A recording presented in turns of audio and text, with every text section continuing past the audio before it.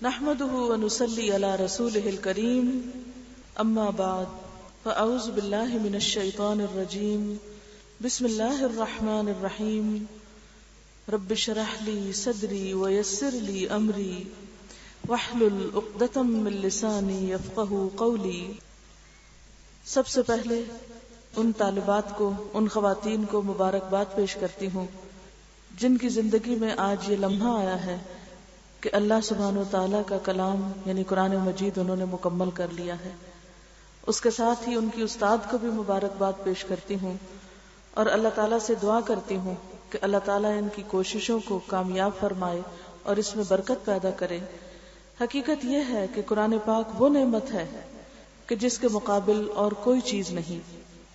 اللہ سبحانہ وتعالیٰ فرماتے ہیں قُلْ بِفَضْلِ اللَّهِ وَبِرَحْمَتِهِ فَبِذَلِكَ فَلْيَفْرَحُوا هُوَ خَيْرٌ مِّمَّا يَجْمَعُونَ۔ کہہ دیجئے کہ اللہ تعالیٰ کے فضل اور اس کی رحمت کے ساتھ انہیں چاہیے کہ خوش ہو جائیں، یعنی اس نعمت کے ملنے پر خوش ہو جائیں۔ اللہ سبحانہ وتعالیٰ فرماتے ہیں إِنَّ هَذَا الْقُرْآنَ يَهْدِي لِلَّتِي هِيَ أَقْوَمُ۔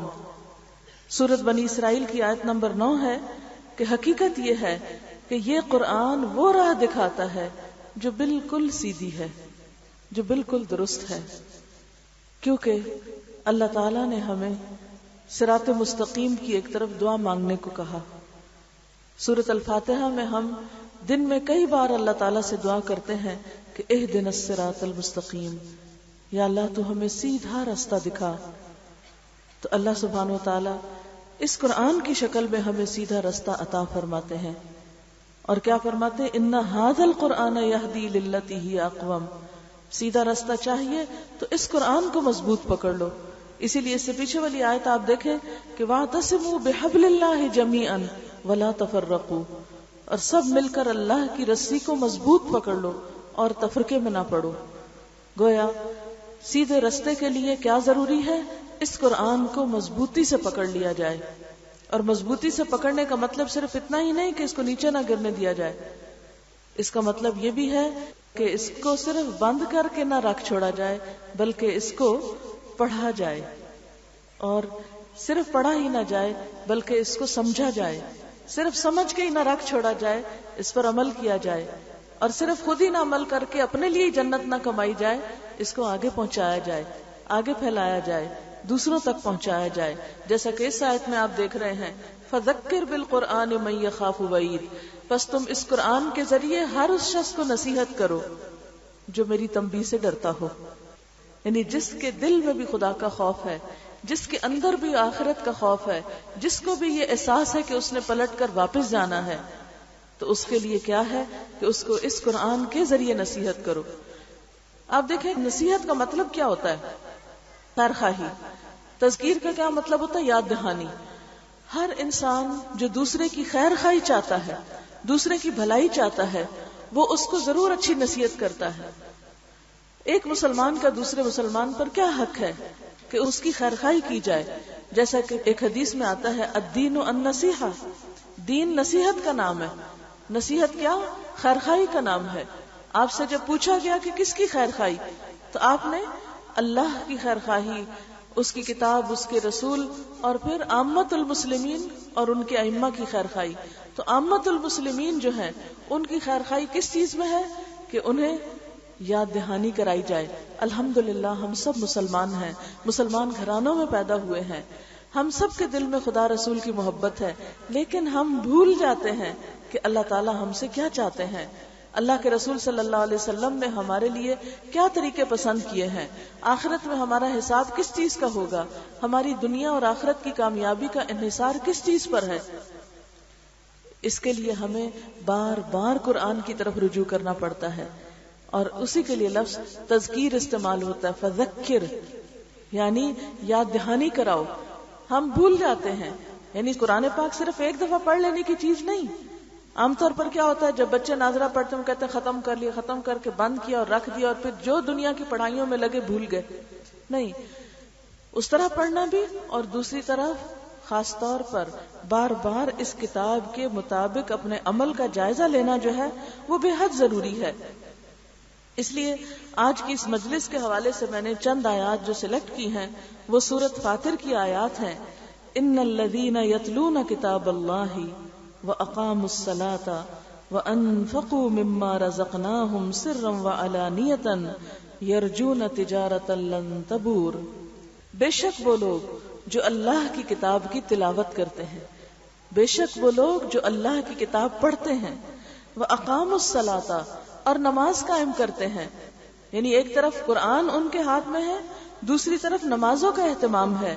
وَأَنفَقُوا مِمَّا رَزَقْنَاهُمْ سِرًّا وَعَلَانِيَةً اور اس میں سے جو ہم نے انہیں رزق عطا کیا ہے پوشیدہ اور کھلے خرچ کرتے ہیں، یعنی اللہ کی راہ میں اپنا مال لگاتے ہیں. یرجون تجارتاً لن تبور وہ ایسی تجارت کی توقع رکھتے ہیں جس میں ہرگز خسارہ نہیں، جس میں بالکل نقصان نہیں. ہم سب کیا چاہتے ہیں کہ ہم نقصان سے بچ جائیں، ہمیں خسارہ نہ ہو، ہمارا وقت ضائع نہ ہو، ہماری نمازیں ضائع نہ ہو، ہماری نیکیاں ضائع نہ ہو. اسی طرح ہم جہاں مال لگائیں وہاں سے ہمیں فائدہ حاصل ہو.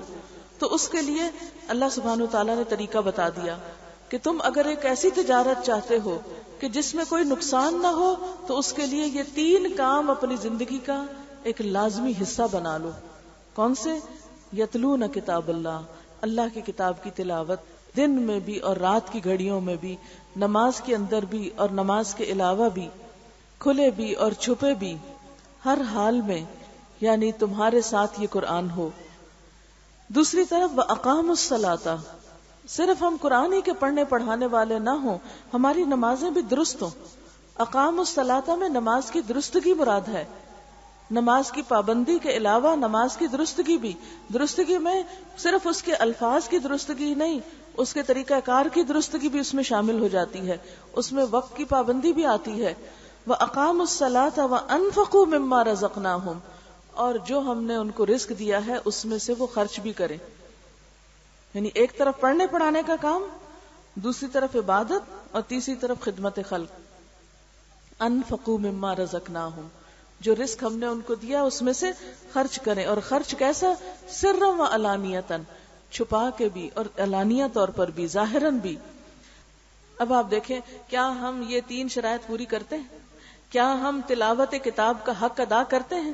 کیا ہم تلاوت کی کیئر کرتے ہیں؟ کیونکہ تلاوت صرف اتنا ہی نہیں کہ غلط سلط آپ پڑھ لیں، نہیں.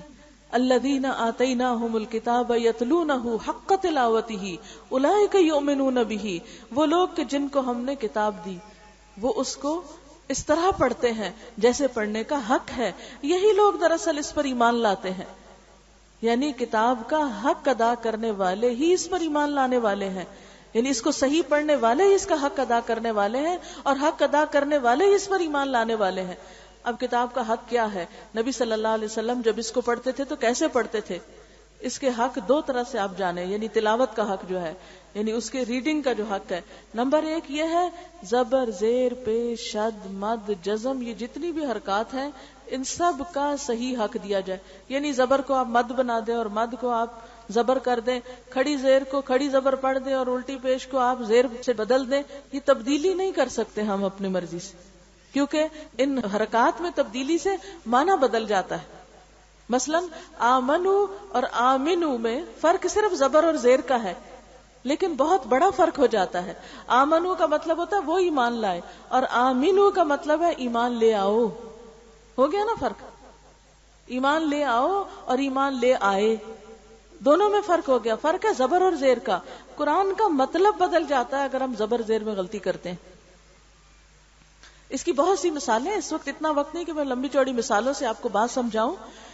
تو تلاوت کے حق میں پہلی چیز کیا ہے کہ جب پڑھیں تو ہماری عام غلطی پاکستانی لوگوں کی قرآن پڑھنے کی کیا ہوتی ہے کہ وہ زبر جہاں پڑھنی ہوتی ہے وہاں کھڑی زبر پڑھ جاتے ہیں، جہاں لمبا نہیں کرنا ہوتا وہاں لمبا کر جاتے ہیں، اور جہاں لمبا کرنا ہوتا ہے وہاں اس کو چھوٹا پڑھ جاتے ہیں.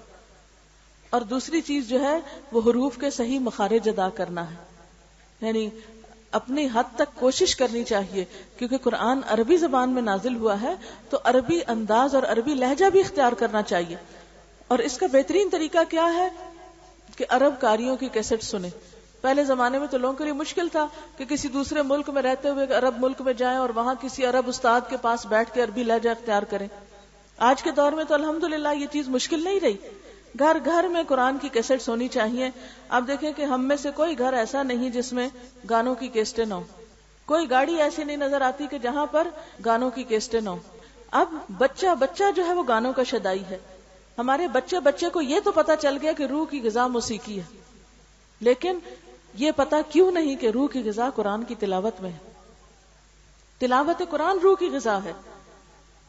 جو اللہ نے اصل غذا رکھی ہے وہ چھوڑ کے ہم اور چیزوں کے پیچھے لگے ہوئے ہیں. تو ہمیں اپنے بچوں کو، اپنے گھر والوں کو متبادل دینا ہے، آلٹرنیٹ دینا ہے. جو موسیقی روح کی غذا بنائی ہوئی ہے اس کے بدلے میں دوسری کیسٹوں سے ریپلیس کرنا ہے. قرآن پاک کی خوبصورت قراءات جو ہیں ان کا ذوق پیدا کریں اپنے گھروں کے اندر، اپنے بچوں کے اندر. جہاں وہ اپنا لگاتے ہیں وہاں آپ صبح فجر کے وقت ان کے اٹھنے سے پہلے قرآن پاک کی تلاوت گھر میں لگائیں. اس طرح پورے گھر میں تلاوت گونجے کہ ساروں کے کان میں پڑ جائے. یہ ماں ہی کرتی ہے نا، ماں نہیں کرے گی تو کون کرے گا؟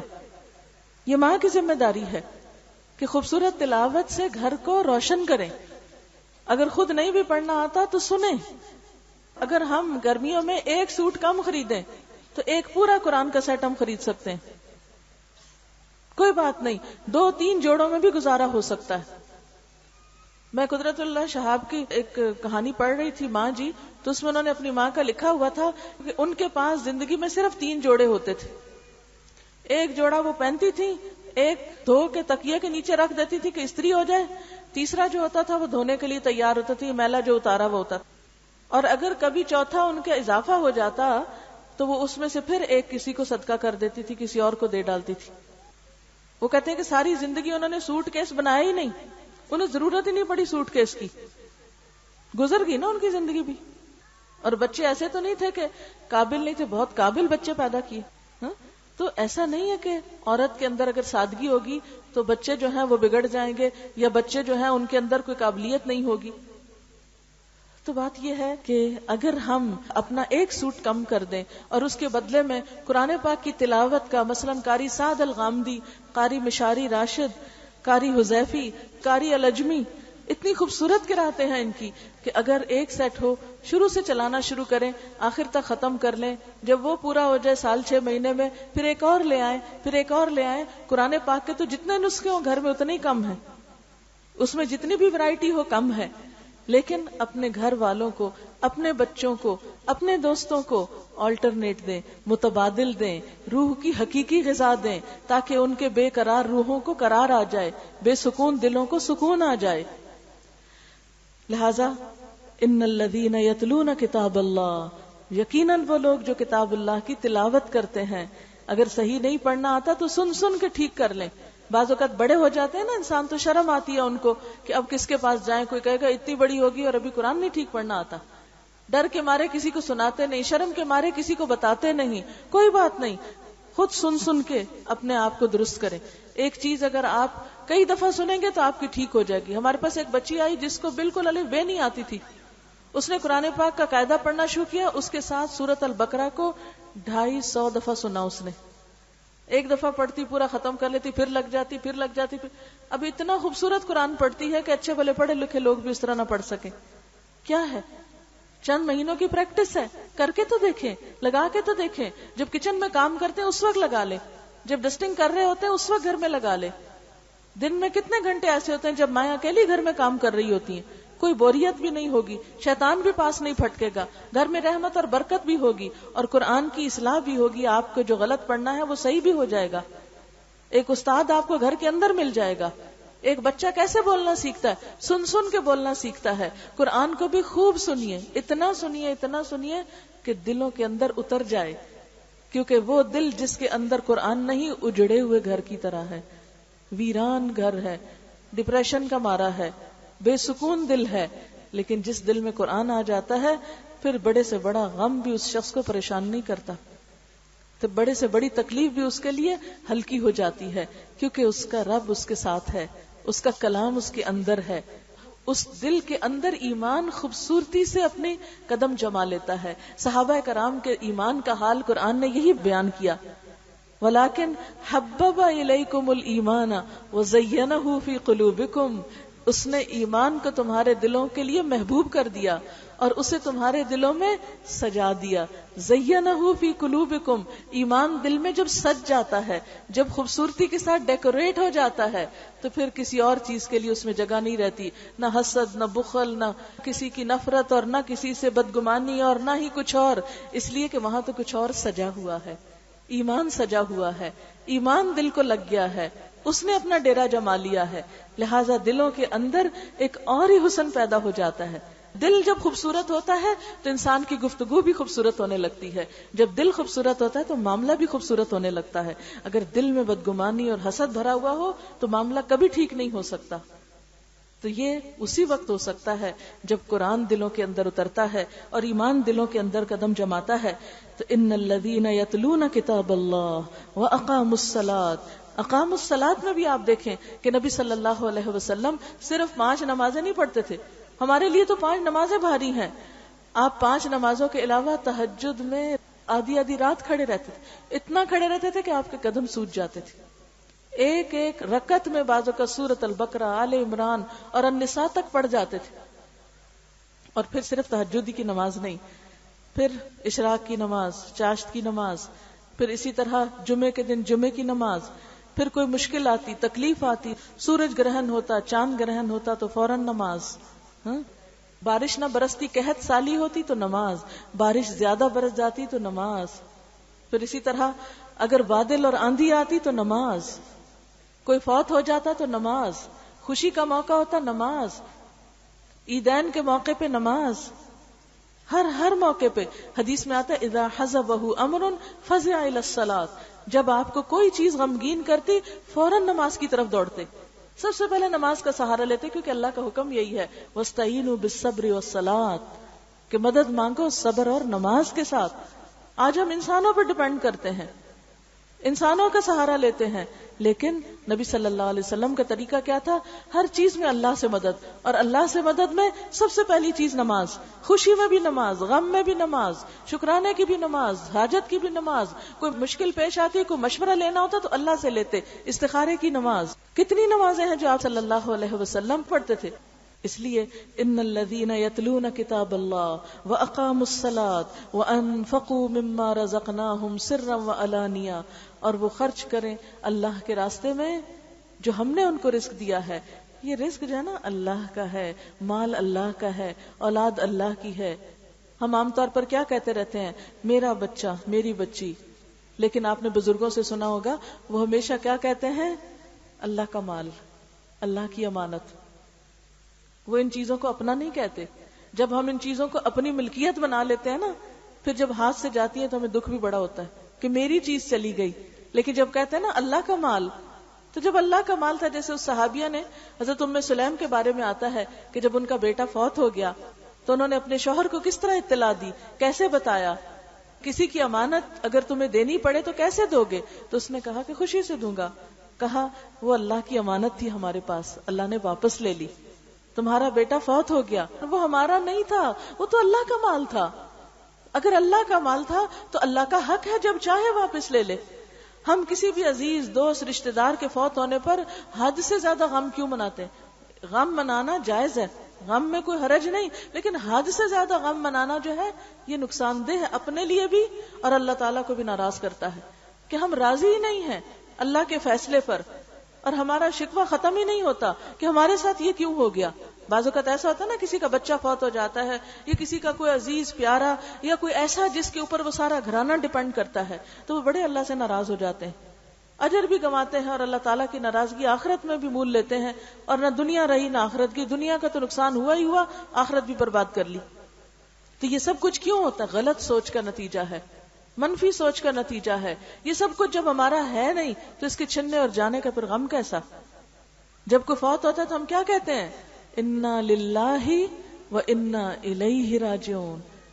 وہ کیا، ہم تو خود بھی اللہ کے ہیں. یہ جسم ہمارا نہیں، یہ زبان ہماری نہیں، یہ جو علم ہے ہمارے پاس وہ ہمارا نہیں.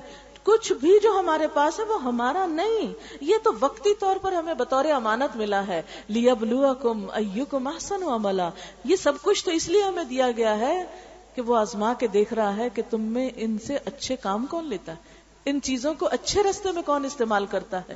آپ دیکھیں اللہ نے ہمیں آنکھیں دی ہیں، اللہ نے زبان دی، اللہ نے آوازیں دی، اللہ نے حلق دیا، اللہ نے دماغ دیا، اللہ نے طاقت دی، اللہ نے بولنا سکھایا. الرحمن علم القرآن، قرآن کو اس نے ہمارے لیے آسان کیا. پھر اس کے باوجود ہم قرآن نہ پڑھیں تو بڑی بدبختی کیا ہوگی پھر. اور اگر پڑھیں تو اللہ پر احسان نہیں. ان الذین یتلون کتاب اللہ واقاموا الصلاۃ. یہ زندگی کس نے دی؟ آخر کیوں نہ پڑھے نماز؟ دنیا میں آتے ہیں تو اذان دی جاتی ہے کان میں، جاتے ہیں تو نماز جنازہ پڑھی جاتی ہے، تو پھر بیچ کی زندگی میں نماز نہیں پڑھیں گے؟ کیا جواب دیں گے؟ سب سے پہلا سوال تو نماز ہی کا ہوگا، سب سے پہلی پوچھ تو اسی کے بارے میں ہوگی. آخر کیا مشکل ہے ہمارے اندر؟ کیوں نہیں دل چاہتا؟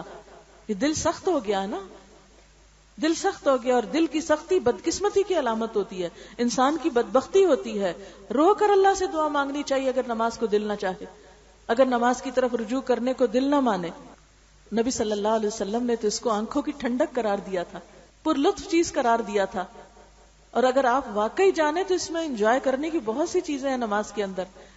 دنیا کے کام کاج سے انسان تھک جاتا ہے، وضو کر کے تازہ دم ہو جاتا ہے، صاف ستھرا ہو جاتا ہے، پھر اللہ کے سامنے جھک کر ساری تھکاوٹ دور ہو جاتی ہے.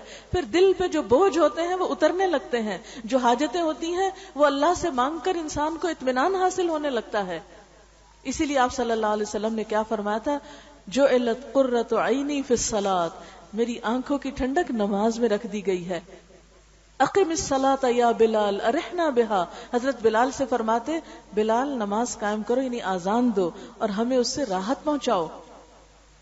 یہ تو شیطان ہے جو آزان کی آواز سن کے بھاگنے لگتا ہے، اور پھر یہ شیطان کی شاگردی ہے، اور شیطان کے پیچھے چلنا ہے کہ آزان کی آواز سے دل گھبرائے اور اپنے لیے ایک مصیبت سمجھی جائے کہ او ہو پھر آزان ہوگی پھر نماز پڑھیں.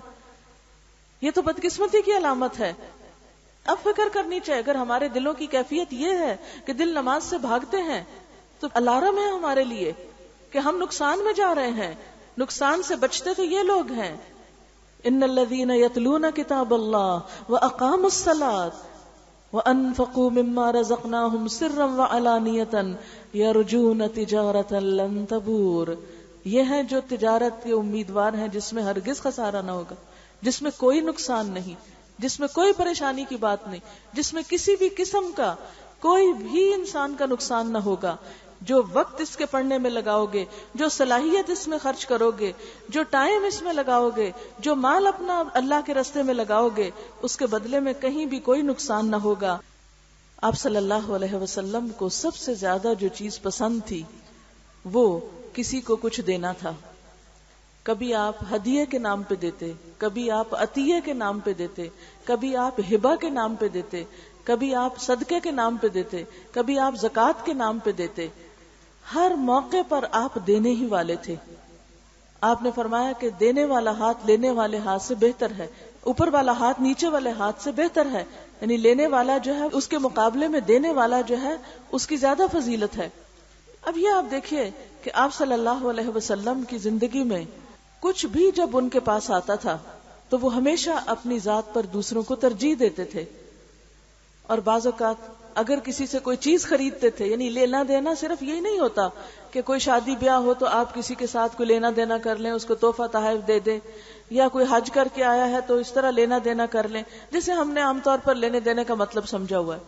نہیں، جہاں بھی جس کی جو ضرورت ہو، کوئی اپنا ہو یا پرایا ہو، جو انسان کے بس میں، استطاعت میں اور توفیق میں ہو، خواہ وہ کسی کو کھانا کھلانا ہو، یا کسی کو کپڑا پہنانا ہو، یا کسی کی تعلیم کا بندوبست ہو، یا فی سبیل اللہ کوئی کام ہو، اللہ کے دین کی تبلیغ کے لیے ہو، کوئی بھی چیز جو ہو وہ سب اس میں شامل ہو جاتی ہیں.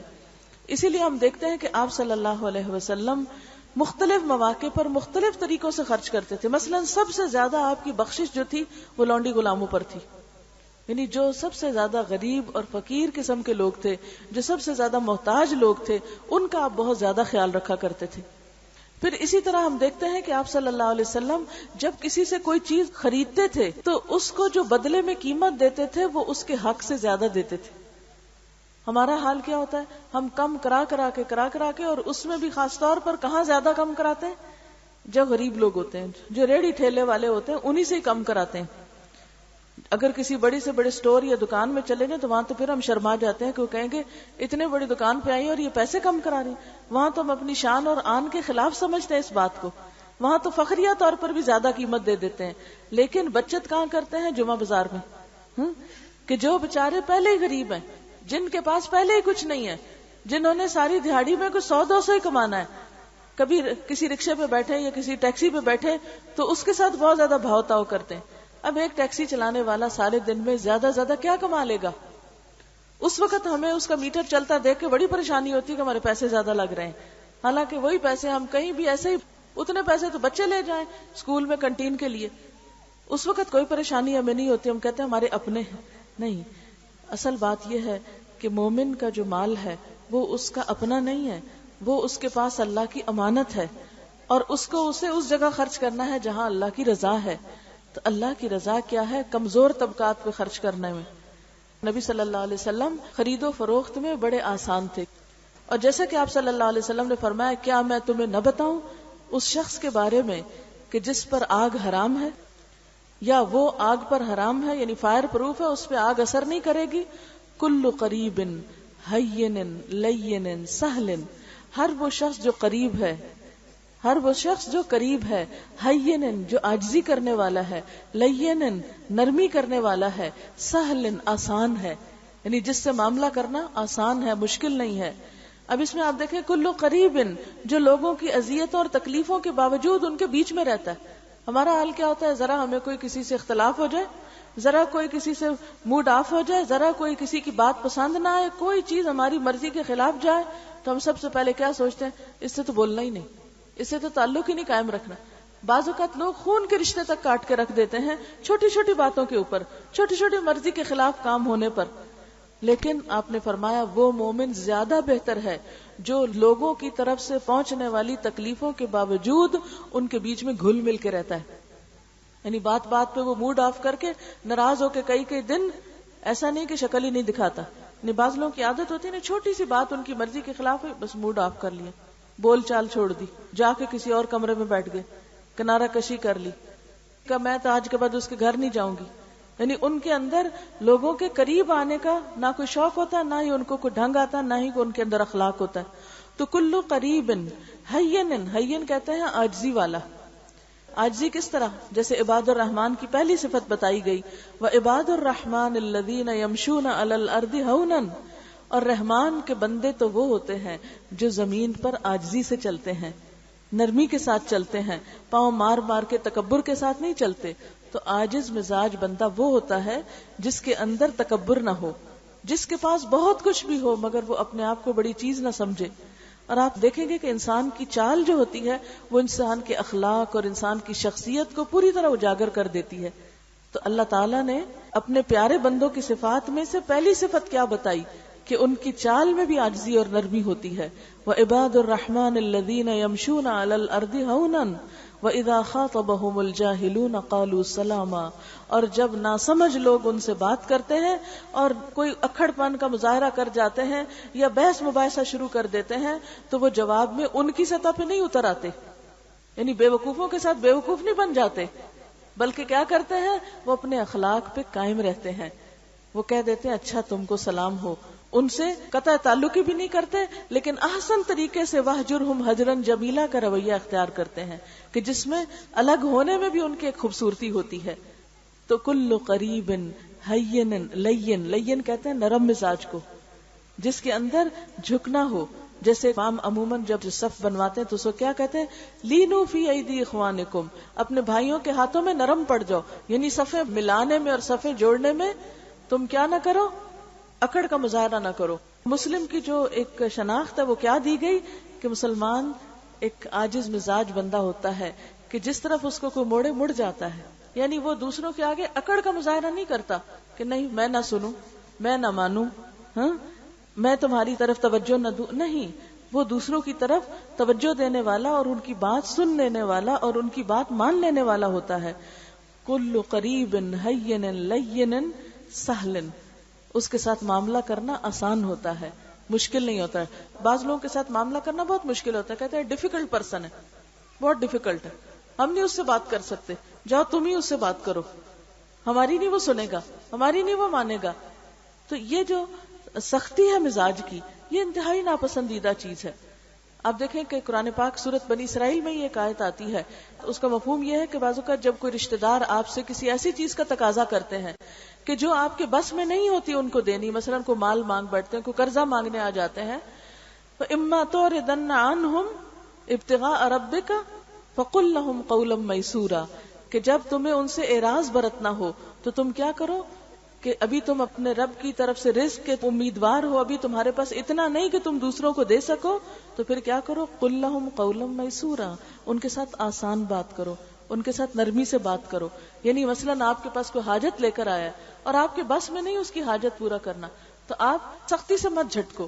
نبی صلی اللہ علیہ وسلم کی بخشش میں کیا آتا تھا کہ وہ کبھی کسی سوالی کے سوال کو رد نہیں کرتے تھے، نو نہیں کہتے تھے. اگر آپ کے اپنے پاس نہیں ہوتا تھا تو کسی سے لے کر دے دیتے تھے. بعض اوقات ایسا بھی ہوتا ہے نا کہ کوئی آیا بھوکا ہے، پیاسا ہے، کوئی ضرورت مند ہے، اور آپ کہتے ہیں کہ ہمارے پاس کچھ ہے ہی نہیں کہ ہم تم کو دیں. تو ایسی صورت میں آپ کا طریقہ کیا ہوتا تھا کہ آپ کسی اور سے سفارش کر دیتے تھے، کسی اور سے دلوا دیا کرتے تھے. پھر اسی طرح بعض اوقات آپ صلی اللہ علیہ وسلم اگر کسی سے قرضہ لیتے تو واپس دیتے وقت اصل سے زیادہ لوٹاتے تھے، احسان کا رویہ اختیار کرتے تھے. اچھا، ہمیں جب کسی کی کوئی چیز لوٹانی پڑے یا واپس کرنی پڑے تو ہم کہتے ہیں کہ ساری نہ ہی جائے، تو زیادہ نہ کہیں چلی جائے. ناپ تول میں کتنا یعنی پیمانہ فرق پھر ہونے لگتا ہے لوگوں کا.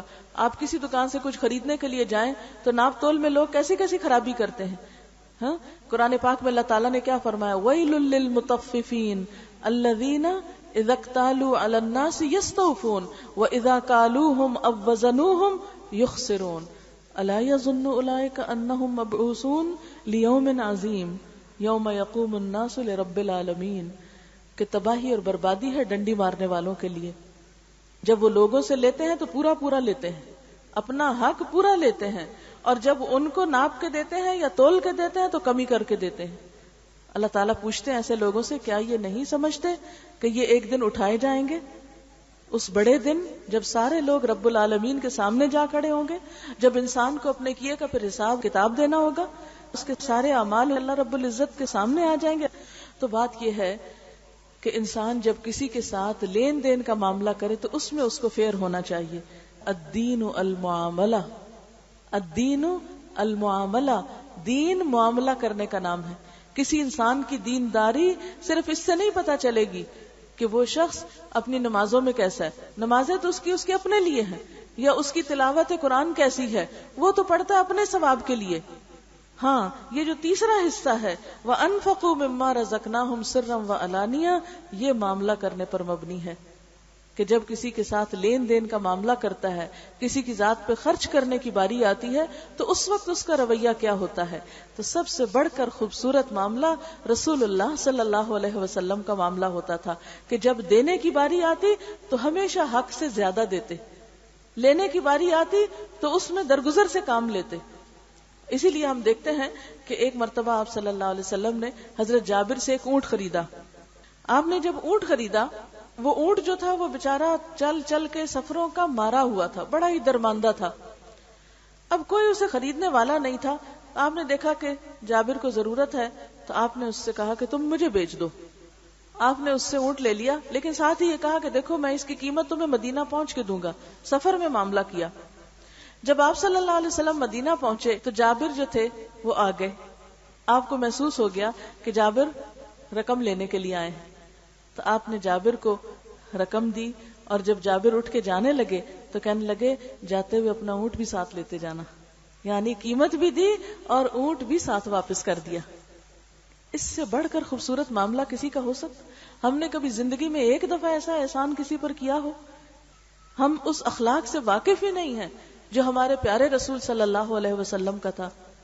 یہی وجہ ہے کہ آج خاندانوں کے اندر، گھرانوں کے اندر، رشتہ داریوں کے اندر، ہمسایوں کے اندر، محلے والوں کے اندر، شہر اور ملک اور ملت اور انسانیت کے اندر وہ محبت اور وہ خیرخواہی کے جذبات ہیں ہی نہیں، اس لیے کہ آپس میں وہ اس طرح کا معاملہ ہی نہیں. ہر ایک کو فکر ہے تو صرف لینے کی، دینے کی نہیں ہے. لیکن یہاں پر اللہ تعالیٰ عقل مند لوگوں کی صفات کیا بتاتے ہیں؟ وَأَنفِقُوا مِمَّا رَزَقْنَاهُمْ سِرًّا وَعَلَانِيَةً يَرْجُونَ تِجَارَةً لَن تَبُورَ. یہ لوگ جن کی یہ صفات ہیں وہ ایسی تجارت کی توقع رکھتے ہیں، ایسی تجارت کے امیدوار ہیں جس میں ہرگز خسارہ نہ ہوگا، جس میں نقصان ہے ہی نہیں. لِيُوَفِّيَهُمْ أُجُورَهُمْ، تاکہ ان کو ان کے اجر پورے کے پورے دے دے. وَيَزِيدَهُمْ مِنْ فَضْلِهِ، اور ان کو اپنے فضل سے زیادہ عطا کرے. یعنی اللہ تعالیٰ ایسے لوگوں کا حق صرف ان کے اعمال کے بدلے کا ہی طور پر نہیں دے گا، بلکہ اللہ تعالیٰ ان کو ان کے کام سے زیادہ بدلہ دے گا. ایک حرف پڑھنے کا ایک گناہ ہی نہیں، ایک حرف پڑھنے پر ایک نیکی نہیں، ایک حرف پڑھنے پہ 10 نیکیاں ملتی ہیں. یزیدہم من فضل، یہ اللہ کا فضل ہے جو اتنی قدردانی کرتا ہے کہ الف لام میم اگر کہیں تو 3 نہیں 30 نیکیاں ملتی ہیں. ایک حرف کیا چیز ہے؟ الف کہیں لام کہیں کیا چیز ہے؟ لام کچھ نہیں، لیکن ایک حرف پڑھنے کا اتنا اجر، اتنا ثواب.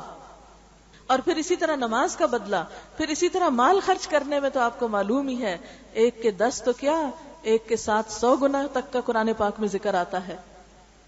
لِيُوَفِّيَهُمْ أُجُورَهُمْ، جو انہوں نے کیا وہ تو پورا ہی واپس کرنا ہے، اور صرف اتنا نہیں کرنا کیونکہ وہ تو بادشاہ کائنات ہے، اس کے تو خزانے اتنے وسیع ہیں کہ جس میں کوئی کمی ہے ہی نہیں. اگر وہ 1 پیسہ خرچ کرتا ہے تو اس کو 700 گنا تک بڑھا دیتا ہے. جیسا کہ سورۃ البقرہ میں آتا ہے کہ مثل الذین ينفقون اموالهم فی سبیل اللہ کمثل حبۃ انبتت 7 سنابل فی کل سنبلۃ 100 حبۃ، کہ ان لوگوں کی مثال جو اللہ کے راستے میں اپنا مال خرچ کرتے ہیں ایسے ہی ہے جیسے ایک دانہ ہو، جو دانہ بویا جائے تو اس سے 7 بالیاں اگے اور ہر بالی میں 100 دانے ہوں. اور اللہ تعالیٰ جس کے لیے چاہتا ہے اور زیادہ دگنا کر دیتا ہے، اور زیادہ بڑھا دیتا ہے. یعنی مال کا خرچ کرنا صرف 1 کے بدلے 1 نہیں، 10 تو منیمم ہے. اور 700 کا ذکر آتا ہے، اور 700 کے ذکر کے بعد فرمایا جس کے لیے جتنا چاہتا ہے بڑھا دیتا ہے.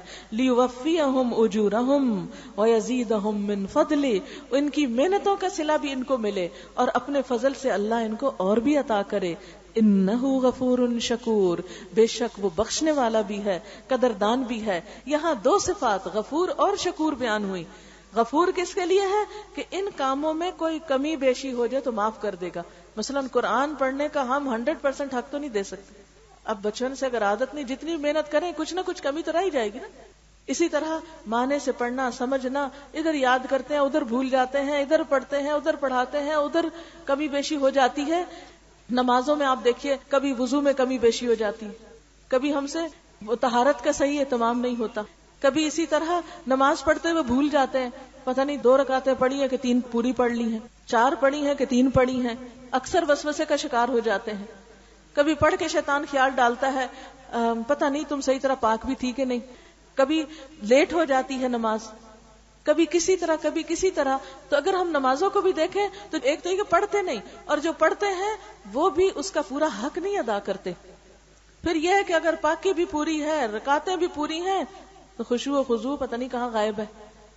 تو اللہ تعالیٰ نے تو وعدہ کیا نا ان سے فلاح کا جن کی نمازوں میں خشوع ہے. قد افلح المؤمنون الذین هم فی صلاتهم خاشعون، یقیناً فلاح پا گئے وہ مومن جو اپنی نمازوں میں خشوع اختیار کرتے ہیں، یعنی توجہ سے نمازیں پڑھتے ہیں، عاجزی سے نماز پڑھتے ہیں. اور اس کا بہترین طریقہ کیا ہے کہ نماز میں ادھر ادھر نہ دیکھا جائے. بہت سے لوگ شکایت کرتے ہیں نا نماز میں بڑے وسوسے آتے ہیں، تو اس کا حل کیا ہے؟ سامنے سجدے کی جگہ پر دیکھا جائے. دوسری بات یہ کہ ہلا جلا نہ جائے نماز میں. تیسری بات یہ ہے کہ اس کا معنی آنا چاہیے، جب مطلب نہیں آتا تو پھر بھی انسان کا دھیان نہیں لگتا. چوتھی بات یہ ہے کہ وقت پہ نماز پڑھی جائے. جب آپ دیر کرتے ہیں نا تو پھر جلد بازی کرتے ہیں کہ ہائے ہائے اور وقت جا رہا ہے جلدی سے نماز پڑھ لوں، یا یہ کہ بہت تھک کے پڑھتے ہیں تو تب یہ حال ہوتا ہے. افضل وقت میں، اول وقت میں نماز پڑھنے کو اسی لیے افضل قرار دیا گیا کہ اس میں انسان کی یکسوئی کا لیول اور اس میں انسان کا خشوع زیادہ ہوتا ہے. اور پھر اسی طرح نماز میں خشوع اس وقت آتا ہے جب ویسے بھی زندگی کے اندر خشوع ہو. وَإِنَّهَا لَكَبِيرَةٌ إِلَّا عَلَى الْخَاشِعِينَ، یہ نماز بڑی بھاری ہے، بڑی مشکل ہے، مگر خشوع کرنے والوں پہ، عاجزی کرنے والوں پہ، دب جانے والوں پہ یہ نہیں بھاری، جن کے اپنے اندر عاجزی ہے، جو دن میں کئی بار پکارتے ہیں اللہ اکبر اللہ اکبر، وہ اپنے آپ کو واقعی چھوٹا سمجھتے ہیں، وہ صرف اللہ کو بڑا سمجھتے ہیں. اور جو اپنے آپ کو بڑا سمجھتے ہیں پھر وہ اللہ کی بڑائی کے تو کھوکھلے نعرے ہی لگاتے رہتے ہیں. تو یہ جس کے اندر عاجزی ہوگی نا، جس کا دل جھکا ہوا ہے، جس کی سوچ کے اندر ایک ہمبلنس ہے، جو دوسروں کو اپنی ذات پہ ترجیح دیتا ہے، تو پھر اس کی نماز میں بھی وہی رنگ آتا ہے، نماز میں بھی ویسا ہی اثر آتا ہے، نماز میں بھی ویسا ہی لطف آتا ہے. کیونکہ نماز کیا ہے؟ ساری زندگی کا آئینہ ہی تو ہے. نماز میں کون سے خیال آتے ہیں؟ نماز میں کیا باتیں یاد آتی ہیں جو ہماری زندگی سے متعلق ہوتی ہیں، جو ہم کرتے رہتے ہیں، جو ہم نے کرنی ہوتی ہیں. تو اگر ہم عام زندگی میں اچھے کام کر رہے ہوں تو پھر یہ کیسے ہو سکتا ہے کہ نماز پہ کھڑے ہو کر ہمیں اچھے خیال نہ آئے، یا یہ ہے کہ پھر نماز میں دل ہی نہ لگے یا اس میں یکسوئی نہ ہو. تو یہ نماز تو ایک آئینہ ہے جو ہمیں دکھاتی ہے کہ تم کر کیا رہے، تمہاری عملی زندگی کیا. تو اس لیے لِيُوَفِّيَهُمْ أُجُورَهُمْ وَيَزِيدَهُمْ مِنْ فَضْلِهِ إِنَّهُ غَفُورٌ، غفور، بخشش فرمانے والا، معاف کر دینے والا، کمی کو تاہی کو. اسی طرح رزق کے خرچ کرنے میں بھی اب دیکھیں جیسے ہمارے اوپر زکوٰۃ فرض ہے، کیا ہم یقینی طور پہ کہہ سکتے ہیں کہ ہم نے جو زکوٰۃ تھی اس کا حق ادا کر دی؟ دے کے بھی لگتا ہے کہ حق نہیں ادا ہوا، کہیں کوئی کمی نہ رہ گئی ہو، کہیں کوئی بھول نہ ہو گئی ہو، کہیں کوئی ایسی چیز نہ ہو جو میرے علم میں ہی نہ ہو، ابھی پتہ ہی نہ چلی ہو کہ مجھے یہ بھی کرنی چاہیے تھی. تو وہ جو مال خرچ کرنے میں جو فرض درجے کا خرچ کرنا ہے، بعض اوقات اس میں بھی کمی کوتاہی ہو جاتی ہے، بعض اوقات اس کا بھی حساب کتاب پورا نہیں ہو پاتا. اسی طرح مومن کے مال میں صرف زکوٰۃ ہی نہیں ہے، مومن کے مال میں تو زکوٰۃ کے علاوہ بھی حق ہے. وفی اموالہم حق للسائل والمحروم، اور ان کے مالوں میں حق ہے، سوالی کا بھی حق ہے، محروم کا بھی حق ہے. جن کے پاس ہے ان کو بھی دینا، جن کے پاس نہیں ان کو بھی دینا. نبی صلی اللہ علیہ وسلم جب دوسروں کو دیتے تھے تو وہ یہ نہیں دیکھتے تھے کہ کوئی غریب ہو تو اسی کو دوں، وہ امیروں کو بھی دیتے تھے. مثال کے طور پر صفوان بن امیہ کو آپ نے 100 اونٹ دیے، پھر 100 دیے، پھر 100 دیے. ایک شخص آیا، اس نے دیکھا وادی میں آپ کھڑے تھے 2 پہاڑوں کے بیچ میں اور ساری وادی جانوروں سے بھری ہوئی تھی. اس نے دیکھ کے کہا آپ کو اتنا مال ملا ہے؟ آپ نے فرمایا تمہیں اچھا لگا ہے، جاؤ یہ سارا تمہارا ہے. وہ شخص حیران ہو گیا کہ محمد صلی اللہ علیہ وسلم اتنی بخشش کرتے ہیں، اتنا دیتے ہیں. وہ دوڑا ہوا اپنی قوم کے پاس گیا کہ لوگوں اسلام لے آؤ. محمد صلی اللہ علیہ وسلم اتنا دیتے ہیں کہ انہیں پھر دے کر فقر و فاقہ کا خوف نہیں رہتا. ان کو یہ فکر نہیں ہوتی کہ میں فقیر ہو جاؤں گا، میرا کیا بنے گا. عصر کی نماز پڑھائی آپ صلی اللہ علیہ وسلم نے، تیزی سے گھر کی طرف گئے، جلدی سے گئے اور واپس آئے. صحابہ کرام حیران ہو کے دیکھ رہے تھے کہ آپ اتنی جلدی جا کے کیوں آئے ہیں. تو آپ نے بتایا میرے گھر میں سونے کا ایک ٹکڑا رکھا ہوا تھا اور میں نہیں چاہتا تھا کہ وہ سونے کا ٹکڑا ہمارے گھر میں رات گزارے، میں چاہتا تھا کہ رات آنے سے پہلے ہی وہ اللہ کی راہ میں قربان کر دوں. اسی لیے ہم دیکھتے ہیں کہ حضرت عائشہ اور حضرت اسما رضی اللہ تعالی عنہا دونوں اللہ کے راستے میں مال خرچ کرتی ہیں.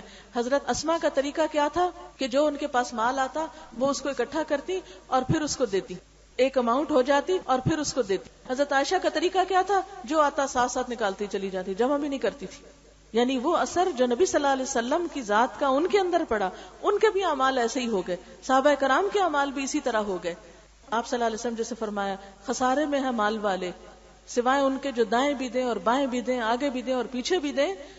تو بات یہ ہے ہم کہاں ہیں ان لوگوں میں سے کہ جن کے پاس ہے اور وہ چاروں طرف خرچ کر رہے ہوں، رشتہ داروں کو بھی دے رہے ہیں، غریبوں کو بھی دے رہے ہیں، دوستوں کو بھی دے رہے ہیں، امیروں کو بھی دے رہے ہیں، فقیروں کو بھی دے رہے ہیں، فی سبیل اللہ بھی دے رہے ہیں، ہر جگہ بھی دے رہے ہیں. ہم تو سوچنے لگ جاتے ہیں اچھا فلانا مستحق ہے تو اس کو کچھ دیں، نہیں ہے تو کچھ بھی نہ دیں. نہیں، آپ صلی اللہ علیہ وسلم ہر ایک کو دیتے تھے. وہ یہ نہیں دیکھتے تھے کہ کسی کے پاس ہے کہ نہیں ہے، انہیں اس سے ہوتا تھا کہ ہر ایک کا دل خوش کیا جائے. ایک شخص آیا، اس نے آپ کے جسم پر ایک چادر دیکھی، اس کو پسند آ گئی تو آپ نے فرمایا کہ تم اس کو لے لو. کسی اور نے دیکھا تو کہا تم نے اللہ کے رسول صلی اللہ علیہ وسلم کی چادر کیوں پسند کی؟ تمہیں نہیں پتا تھا کہ آپ کو اس وقت ضرورت تھی اور تم نے اس طرح کی بات کی، اور تمہیں پتا ہے کہ آپ کبھی کسی سوالی کو یا کسی بھی شخص کو خالی ہاتھ نہیں جانے دیتے. تو بات یہ ہے کہ آپ صلی اللہ علیہ وسلم صرف اس لیے نہیں دیتے تھے کہ کسی کو ضرورت ہے یا کوئی فقیر ہے یا اس کے پاس ہے نہیں، ہر ایک کو دیتے تھے. کسی کو آپ کے پاس رکھی ہوئی کوئی چیز پسند آتی تو اس کو دے ڈالتے تھے. اس کے برعکس ہم کیا کرتے ہیں؟ ہم سب کو بھی اپنی زندگی کا جائزہ لینا چاہیے. تو انہ غفور، نیک کام کرنے والوں کے لیے پھر وہ بھی بخشش فرمانے والا ہے. جو بے حساب خرچ کرتے ہیں اللہ کے راستے میں، پھر ان کے ساتھ بھی وہ بے حساب معاملہ کرتا ہے، ان کو بھی پھر وہ بے حساب اپنے راستے میں عطا کرتا ہے. انہ غفور شکور، شکور کا معنی ہے قدردان. وہ کسی کے ذرے برابر عمل کو بھی ضائع نہیں کرتا. من یعمل مثقال ذرۃ خیرا یرا، جو ذرے جتنی نیکی کرے گا وہ اس کو بھی اپنے سامنے دیکھ لے گا، اس کو بھی پائے گا. وہ اس کی بھی قدردانی کرتا ہے. وہ یہ نہیں دیکھتا کہ کسی نے کتنی بڑی نیکی کی، وہ یہ دیکھتا ہے کس نے کس حال میں کی. اگر کسی کے پاس تھوڑا سا بھی ہے اور تھوڑا سا بھی وہ فی سبیل اللہ دیتا ہے، مثلا کھڑے ہو کے نماز نہیں پڑھ سکتا، بیٹھ کے پڑھ رہا ہے، مثلا اگر وہ اٹک اٹک کے قرآن پڑھ رہا ہے تو اس کے لیے بھی اجر ہے. آپ کو وہ حدیث یاد ہوگی جس میں آپ صلی اللہ علیہ وسلم نے فرمایا والذی یقرأ القرآن ویتتعتع فیہ، وہ شخص جو قرآن پڑھتا ہے اور اس میں اٹکتا ہے، لہو اجران، اس کے لیے دوہرا اجر ہے، دگنا اجر ہے. اس لیے کہ اللہ محنت دیکھ رہا ہے، وہ بندے کی کوشش دیکھ رہا ہے. بعض اوقات ہم کہتے ہیں نا کیا کریں، اتنا پڑھتے ہیں نہیں سبق یاد ہوتا، تھک جاتے ہیں، پریشان ہو جاتے ہیں. نہیں، آپ کے لیے تو دوہرا اجر ہے. باقی تو جلدی یاد کر کے چند دفعہ پڑھ رہے ہیں، آپ زیادہ دفعہ پڑھ کے زیادہ محنت کر رہے ہیں، آپ کا اجر بھی اتنا ہی زیادہ ہو رہا ہے. لہذا انہ غفور شکور، وہ بخشش فرمانے والا بھی ہے، بڑا قدردان بھی ہے. وہ اپنے بندے کی قدردانی کرتا ہے، وہ کسی کا بھی اجر ضائع نہیں کرتا. اور اس کے بعد کی آیات کا میں صرف ترجمہ کروں گی، انتہائی خوبصورت آیات ہیں. والذی اوحینا الیک من الکتاب هو الحق، اور وہ چیز جو ہم نے آپ کی طرف کتاب میں سے وحی کی وہ بالکل سچ ہے. یہ قرآن سچ ہے، حق ہے. مصدقا لما بین یدیہ، اپنے سے پہلے آئی ہوئی کتابوں کی تصدیق کرتا ہے. ان اللہ بعبادہ لخبیر بصیر، بے شک اللہ اپنے بندوں کے بارے میں باخبر ہے، دیکھنے والا ہے. ثم اورثنا الكتاب الذین اصطفینا من عبادنا، پھر وارث بنایا اس کتاب کا ہم نے اپنے بندوں میں سے ان کو جنہیں ہم نے چن لیا، اپنے چنے ہوئے بندوں کو اس کتاب کا وارث بنایا. فمنہم ظالم لنفسہ، ان میں سے بعض اپنی جان پہ ظلم کرنے والے ہیں. ومنہم مقتصد، اور ان میں سے بعض درمیانی چال چلنے والے ہیں. ومنہم سابق بالخیرات باذن اللہ، اور ان میں سے کچھ لوگ نیکیوں میں دوڑ لگانے والے ہیں اللہ کے اذن سے. اللہ نے رسول صلی اللہ علیہ وسلم اپنے حبیب پر یہ کتاب نازل فرمائی. آپ دنیا سے رخصت ہوئے تو یہ کتاب کی وراثت کس کے حصے میں آئی؟ آپ کی امت کے حصے میں. آپ کی امت میں کچھ لوگ ایسے ہیں جو اپنے آپ پہ ظلم کرنے والے ہیں، کچھ ایسے ہیں جو درمیانی چال چل رہے ہیں، اور کچھ ایسے ہیں کہ جو مصلحتوں کا شکار نہیں ہوتے. سابقم بالخیرات باذن اللہ، اللہ کے فضل، اللہ کے اذن سے نیکیوں میں دوڑ لگائے ہوئے، وہ نیکیوں کے حریص ہیں. وہ اس کتاب کی خدمت کے لیے تن من دھن دن رات لگائے ہوئے. آنا اللیل و آنا النہار کے درجے میں ان کا تعلق ہے. ذالک هو الفضل الکبیر، یہ ہے بہت بڑا فضل. جنات عدن یدخلونہا، ہمیشہ کی جنتیں جن میں وہ داخل ہوں گے. یحلون فیہا من اساور من ذہب، انہیں وہاں پر سونے کے کنگن پہنائے جائیں گے. ولؤلؤا، اور موتیوں والے، یعنی سونے کے کنگن جن پہ موتی لگے ہوئے ہوں گے. آج عورتوں کی خواہش کیا ہوتی ہے؟ حد سے حد زندگی کا مقصد کیا بنایا ہوتا ہے؟ کمیٹیاں ڈالو، پیسے جمع کرو کہ نئی سے نئی جیولری خریدو. تو یہ سب کچھ وہاں مل جائے گا. وَلِبَاسُهُمْ فِيهَا حَرِيرٌ، اور ان کا لباس اس میں ریشم کا ہوگا. اور بڑی حسرت اور خواہش کیا ہوتی ہے؟ ریشمی کپڑے، قیمتی سے قیمتی کپڑے، وہ سب اللہ نے تیار کر رکھے ہیں. تم اپنا وقت لگاؤ اس کتاب کی خدمت میں اور یہ چیزیں چھوڑ دو اس پر، اس کی چوائس پر. پھر دیکھو کتنی خوبصورت تیار کر کے دیتا ہے، کتنا بہترین عطا کرتا ہے. اس جیسا ڈیزائن تو دنیا میں ہے بھی کوئی نہیں، وہ تو بالکل انوکھا اور بالکل انمول ہے. وقال الحمد للہ الذی اذهب عنا الحزن، اور اس وقت وہ کہیں گے اللہ کا شکر ہے جس نے ہم سے غم دور کر دیا. ان ربنا لغفور شکور، واقعی ہمارا رب بڑا بخشنے والا، بڑا غفور ہے، بڑا شکور ہے، بڑا قدردان ہے.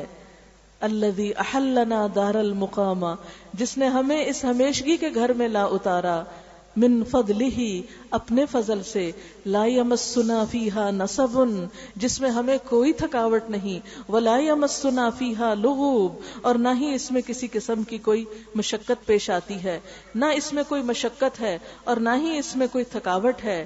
والذین کفروا لہم نار جہنم، اور وہ لوگ جنہوں نے کفر کیا، اس کتاب کو مان کے نہ دیا، ان کے لیے جہنم کی آگ ہے، لا یقضی علیہم، ان کا فیصلہ نہ چکایا جائے گا، فیموتوا، کہ مر جائیں، ولا یخفف عنہم من عذابہا، اور ان کے عذاب میں سے بھی کچھ کم نہ کیا جائے گا، کذالک نجزی کل کفور، اسی طرح ہم بدلہ دیتے ہیں ہر ناشکرے کو، وَهُمْ يَسْتَرِخُونَ فِيهَا، اور وہ اس میں چیخیں ماریں گے اور کیا کہیں گے، ربنا اخرجنا، اللہ ہمیں اس سے نکال، نعمل صالحا، ہم ذرا اچھے کام کر لیں، اللہ ایک دفعہ آگ سے نکال کہ اچھے کام کر کے آئیں، غیر الذی کننا نعمل، ان کاموں کے علاوہ جو ہم کرتے رہے۔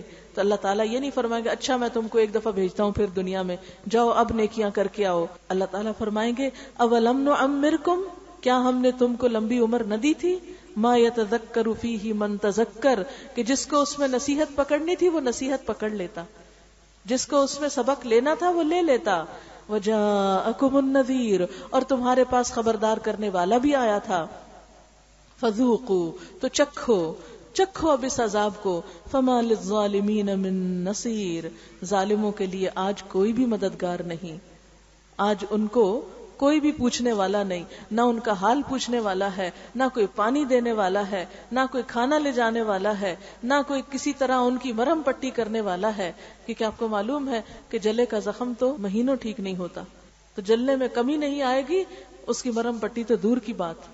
لہٰذا آج وقت ہے، آج ہمیں زندگی ملی ہے، آج مہلت ہے، آج ہم یہ کام کر کے اس تجارت کے سوداگر ہو سکتے ہیں کہ جس میں کوئی نقصان نہیں، جس میں کوئی گھاٹا ہے ہی نہیں۔ تو اللہ تعالیٰ سے دعا ہے کہ وہ ہمیں اس کی توفیق عطا فرمائے۔ وآخر دعوانا ان الحمد للہ رب العالمین۔ سبحان اللہ والحمد للہ ولا الہ الا اللہ واللہ اکبر ولا حول ولا قوة الا باللہ العلی العظیم۔ اللہم صلی علی محمد وعلی آل محمد کما صلیت علی ابراہیم وعلی آل ابراہیم انک حمید مجید۔ اللہم بارک علی محمد وعلی آل محمد کما بارکت علی ابراہیم وعلی آل ابراہیم انک حمید مجید۔ ربنا آتنا فی الدنیا حسنۃ وفی الآخرۃ حسنۃ وقنا عذاب النار۔ ربنا لا تزغ قلوبنا بعد إذ هديتنا وهب لنا من لدنك رحمة إنك أنت الوهاب۔ ربنا هب لنا من أزواجنا وذرياتنا قرة أعين واجعلنا للمتقين إماما۔ يا حي يا قيوم برحمتك نستغيث، لا إله إلا أنت سبحانك سبحانك سبحانك انی کنت من الظالمین۔ لا الہ الا اللہ انت الحلیم الکریم، سبحان اللہ رب العرش العظیم، والحمد للہ رب العالمین۔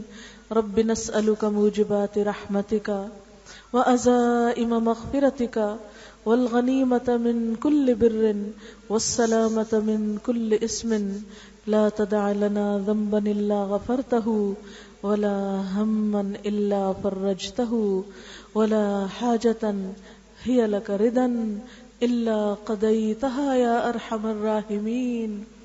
یا اللہ پاک، یہ قرآن پاک جو مکمل ہوا ہے اپنی رحمت سے اسے قبول فرما، جنہوں نے اس کے پڑھانے پر محنت کی ہے ان کی محنت کو قبول فرما، انسان ہونے کے ناطے اگر کوئی بھول چوک ہو گئی ہو تو درگزر فرما۔ یا اللہ جنہوں نے پڑھا ہے انہیں اس پر عمل کی توفیق عطا فرما، اس پر استقامت نصیب فرما. یا اللہ اس قرآن کو ہمارے دلوں کی ٹھنڈک بنا دے، ہمارے سینوں کی بہار بنا دے، ہمارے دلوں کا نور بنا دے. یا اللہ تو ہماری آنکھیں، دل اور دماغ اس سے روشن کر دے.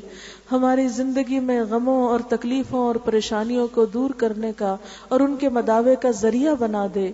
یا اللہ ہمیں قرآن کی برکتوں اور رحمتوں سے مالا مال فرما دے.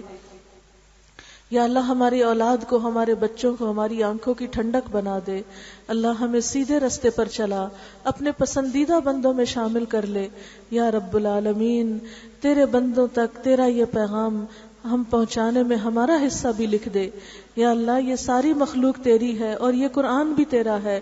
یا اللہ ایسے کاموں کی توفیق دے کہ تیرے بندوں تک یہ قرآن پہنچا سکیں. یا اللہ سب دکھیوں کے دکھ دور فرما دے. یا اللہ جو بے اولاد ہیں انہیں اولاد عطا فرما.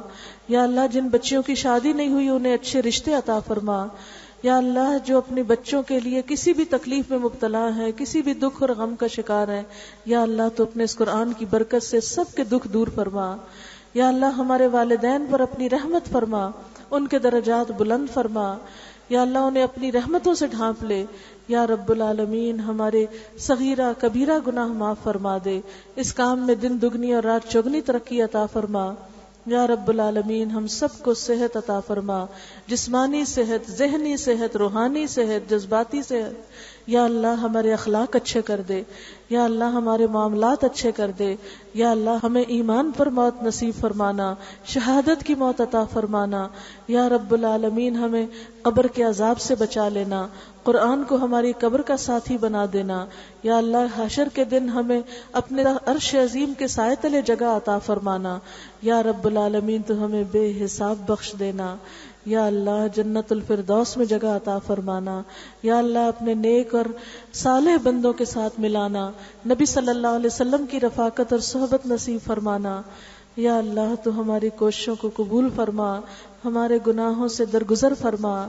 ربنا تقبل منا، ربنا تقبل منا. یا اللہ جتنے بھی لوگ آئے ہیں ان میں سے کوئی بھی محروم نہ جائے. یا اللہ کوئی بھی محروم نہ جائے. اس قرآن کا فیض اور اس کی شفا اور ہدایت اور رحمت سے سب کو حصہ ملے.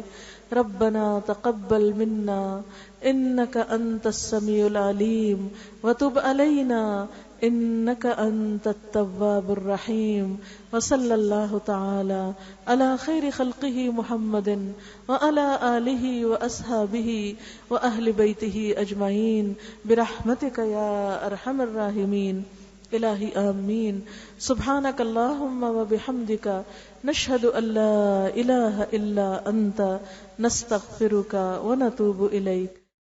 ان الذين يتلون كتاب الله واقاموا الصلاه وانفقوا مما رزقناهم سرا وعلانيه يرجون تجاره لن تبور ليوفيهم اجورهم ويزيدهم من فضله انه غفور شكور.